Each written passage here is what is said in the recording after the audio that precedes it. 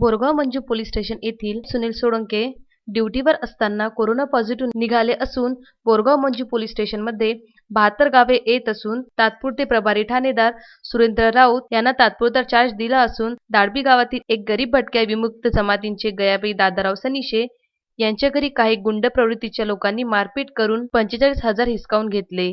हे 45,000 पंतप्रधान घरकुल योजनेचे होते।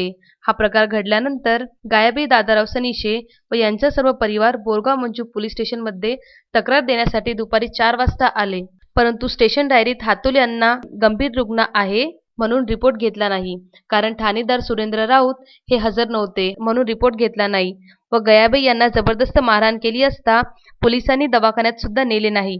पोलीस व ठाणेदार सुरेंद्र राऊत हे म्हणत होते की तुम्ही दवाखान्यात जा, तुमच्या पैशाने आमच्याकडे गाडी नाही, पोलीस रिकामी नाही, असे उद्धट भाषेत ठाणेदार सुरेंद्र राऊत बोलत होते।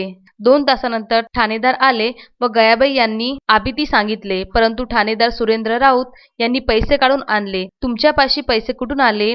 बँक खात्याचं पुस्तक दाखवा, हे सर्व पुरावे आहेत का? हे पुरावे पोलीस स्टेशनमध्ये घेऊन या, असे उलटसुलट बोलून उद्या या असे बोलत होते। दुसऱ्या दिवशी गयाबाई यांनी सर्व पुरावे बँक खात्यांचे पुस्तक घेऊन पोलीस स्टेशनमध्ये गेले असून गुन्हा दाखल केला नाही।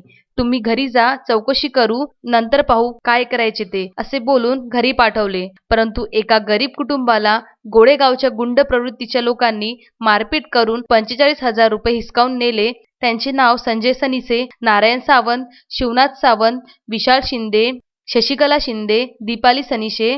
गोडेगाव हे सर्व गुंड प्रवृत्तीचे लोक असून यांच्यावर चांदणी पोलीस स्टेशनमध्ये गुन्हे दाखल आहेत। अशा गुन्हेगारी लोकांवर गुन्हे दाखल केले नाहीत। ठाणेदार सुरेंद्र राऊत यांना फक्त खुर्चीवर बसून फोन बोलण्यासाठी तात्पुरता चार्ज दिला का, असे नागरिक चर्चा करत आहे।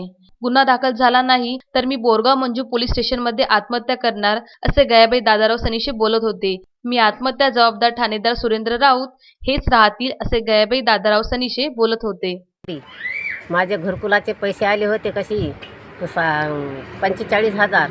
हे गोळेगावचे लोक 6 लोक येऊन माझ्यावर दिंगा करून माझ्यावर हाण मार करून 45,000 रुपये माझे इसकटून नेले। तशी मी पोलीस स्टेशनमध्ये गेली, काही माझा काही रिपोर्ट घेतला नाही, माझी काही चौकशी केली नाही। मला खूप मारलं, मलाही माझं मेडिकल काही केलं नाही। हा इथं मला खूप मारला गेला आहे, मांडीला मारला गेला आहे, मानाला मारला गेला आहे, पाठीला मारला गेला आहे। माझी काही त्यांनी मेडिकल केलं नाही, माझी काही तपासणी केली नाही। तर ह्या पोलीस स्टेशन बोरगावच्या पोलीस स्टेशनमध्ये आणि मी गरिबी आहे। घरकुलाचे पैसे माझे 45,000 आलेले गोळेगावच्या लोकांनी मारुशांनी माझ्यापासले पैसे 45,000 इसकटून नेले। पोलीस लोकांनी माझी काही चौकशी केली नाही।